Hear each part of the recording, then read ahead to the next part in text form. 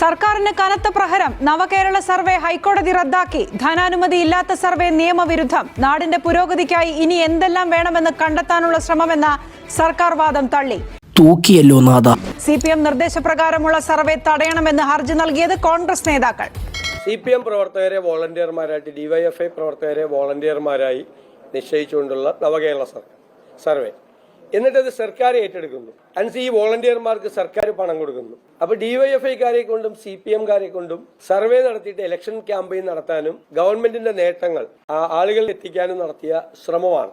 ഇന്ന് ബഹുമാനപ്പെട്ട ഹൈക്കോടതി അത് നിയമവിരുദ്ധമാണ് എന്ന് പ്രഖ്യാപിക്കുകയും നിർത്തിവെക്കാൻ ആവശ്യപ്പെടുകയും ചെയ്തു. മാത്രമല്ല, അത് ബജറ്റ് മാനുവലിന്റെ ലംഘനമാണ്, സാമ്പത്തികമായ നടപടിക്രമങ്ങൾക്ക് വിരുദ്ധമാണ്, നിയമവിരുദ്ധമാണ്. ഇതിനുവേണ്ടി പണം എടുത്തിട്ടുണ്ടെങ്കിൽ അത് തിരിച്ചടയ്ക്കാൻ, ഖജനാവിലേക്ക് തിരിച്ചടയ്ക്കാൻ പറഞ്ഞിരിക്കുകയാണ്. അപ്പൊ ഇവര് സർക്കാർ പണം എത്രമാത്രം ദുരുപയോഗം ചെയ്യുന്നുണ്ട് എന്നതിന്റെ ഏറ്റവും വലിയ ഉദാഹരണമാണ്.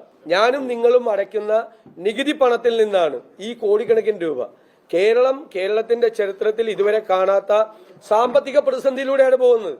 തെരഞ്ഞെടുപ്പ് പ്രചരണത്തിന് വേണ്ടി സർക്കാർ സംവിധാനങ്ങളെ ദുരുപയോഗം ചെയ്യുന്നതിനുള്ള കനത്ത തിരിച്ചടിയാണ് ഈ ഹൈക്കോടതി വിധിയിൽ. ഞങ്ങളാണ് ചോദ്യം ചെയ്തത്.